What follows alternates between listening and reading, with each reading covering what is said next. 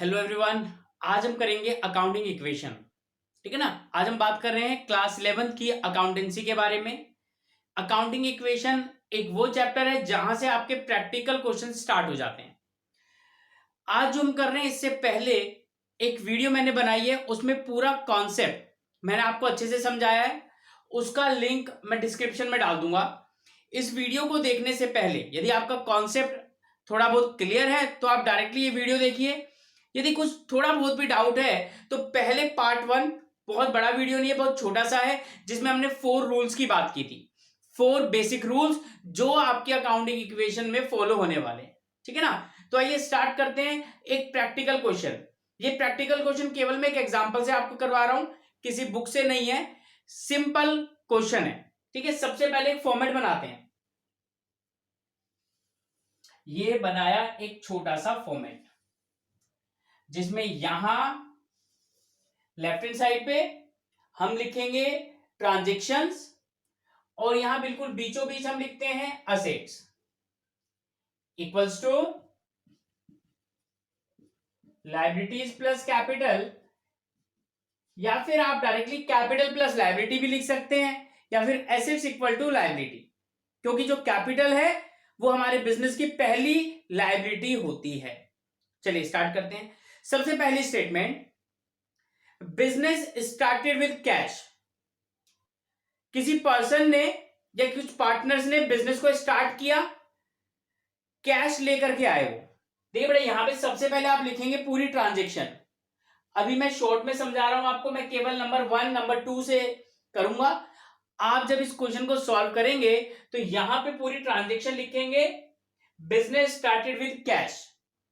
तो मैंने बोला कि भैया बिजनेस में जो कैश आया वो एसेट्स होती है, तो 50,000 से बिजनेस को स्टार्ट किया। तो पहली बार में हमारी कोई लायबिलिटी नहीं है, लेकिन जिस भी अमाउंट से बिजनेस को स्टार्ट किया जाता है वो हमारी कैपिटल बनती है। इसके बाद सेकंड स्टेटमेंट में बोला गया आपने 10,000 रुपीज के गुड्स परचेज किए। नंबर 2, तो बेटा आपके पास से 10,000 रुपीज कैश गया। इसको आप -10,000 भी लिख सकते हैं और ब्रैकेट में भी लिख सकते हैं। अब जैसे आपके पास 10,000 रुपीज गए और वैसे ही इसी कैश के साथ आपने ट्रांजेक्शन किया, कैश गया और स्टॉक आया, इसीलिए कैपिटल या लायबिलिटी में कोई इंपैक्ट नहीं हुआ। यहां पे स्टॉक यानी कि गुड्स खरीदे जो कि हमारे पास पहले से नहीं थे।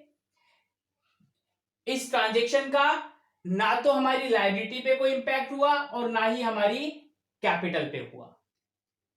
जब आप पहले वाला वीडियो देखेंगे उसमें सबसे पहला रूल है कि जो आपकी इक्वेशन है assets equal to liability plus capital, ये हमेशा सेटिस्फाई होनी चाहिए, यानी कि लेफ्ट हैंड और राइट हैंड साइड दोनों इक्वल होनी चाहिए। और उसके बाद जितनी भी ट्रांजेक्शन्स होंगी उनके कम से कम एटलीस्ट 2 इफेक्ट्स होंगे, मतलब 2 जगह तो वो आएंगी कम से कम, ज्यादा भी हो सकते हैं। उसके बाद बेटा मैं एक लाइन ड्रॉ करूंगा अकॉर्डिंग टू रूल, और यहां पे मैं लिखूंगा न्यू इक्वेशन। न्यू इक्वेशन का मतलब होता है कि भैया जब आपकी 2 ट्रांजेक्शन हो गई है, अब इसके बाद आपके पास कितनी क्या क्या चीजें बची हुई हैं। मैंने बोला कैश मेरे पास 50,000 है, स्टॉक मेरे पास 10,000 है, लायबिलिटीज मेरे पास 10,000 है, और capital I have already 50,000 rupees. तो 2 ट्रांजेक्शन के बाद कैश, स्टॉक, लायबिलिटी और कैपिटल आपके सामने। अब मैं बात करूंगा पॉइंट नंबर 3 की। पॉइंट नंबर 3 में मैंने बोला कि मैंने यहां पे गलत कर दिया ना, 40,000 आएगा, 50-50 ठीक है। मैंने बोला 20,000 रुपीज आपने बैंक में डिपॉजिट किए हैं। तो देखिए यहां पे भी जो आपके पास ऑलरेडी कैश है वो ही बैंक में गया है। जो बिजनेस का ऑनर है वो और बाहर से पैसा अपने घर से बिजनेस में पैसा नहीं लाया, बिजनेस का ही जो कैश है उसका फ्लो हुआ, यानी कि 20,000 रुपीज आपके पास कैश कम हो गया क्योंकि ये कैश आपके बैंक में चला गया। बट आप हर उस चीज का एक, उस नाम का एक कॉलम बनाएंगे जिससे आपकी असेट्स इंक्रीज हो रही है, ठीक है। और यहां पे भी आपकी लायबिलिटी और आपकी कैपिटल पे कोई भी फर्क नहीं पड़ा। स्टेटमेंट क्या थी, बिजनेस में जो कैश था उसमें से थोड़ा सा पैसा निकाल करके आपने बैंक में जमा करवा दिया। Then new equation, 40,000 cash already था, 20 गया, 20 बचा है, 10,000 का स्टॉक है और नाउ बैंक बैलेंस है आपके पास 20,000।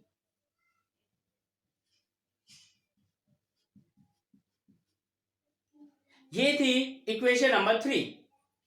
अब बेटा इक्वेशन नंबर 4 के बाद, सॉरी 4, इक्वेशन नंबर 4 में मैंने आपको बोला आपने दोबारा गुड्स खरीदे 5,000 रुपीज के, लेकिन अब की बार आपने क्रेडिट में यानी कि उधार में खरीदे हैं।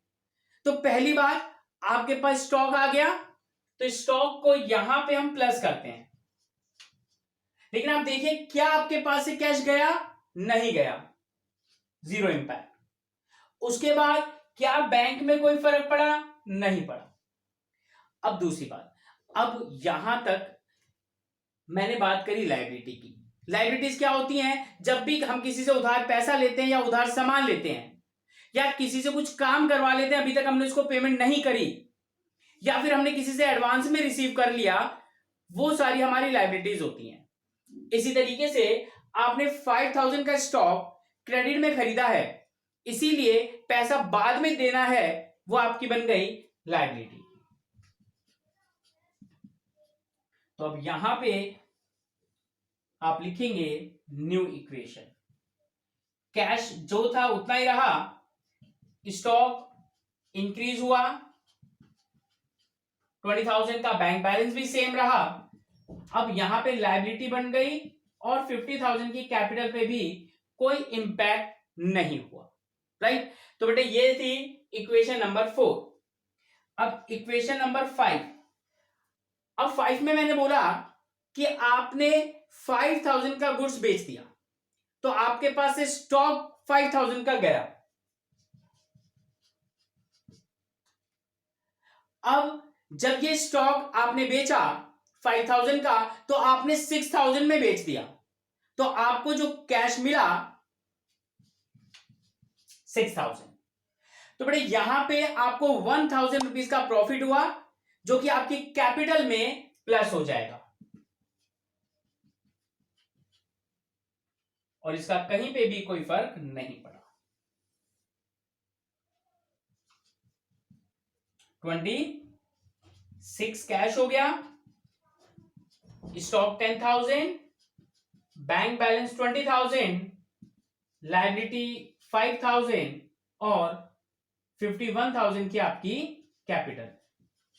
बेटे जो भी प्रॉफिट होगा या जो भी इनकम होती है वो आपकी कैपिटल में प्लस होती है। ये था हमारा रूल नंबर 4। तो मैं पहले वाले वीडियो का लिंक भी डिस्क्रिप्शन में डाल दूंगा, पहले आप अपने रूल्स देख लीजिएगा और उसके बाद क्वेश्चन। ऐसे ही छोटे छोटे क्वेश्चन हम करते रहेंगे ताकि जितना भी कॉन्सेप्ट है, जितने भी अलग अलग ट्रांजेक्शन्स हैं, वो सारी कवर हो जाए।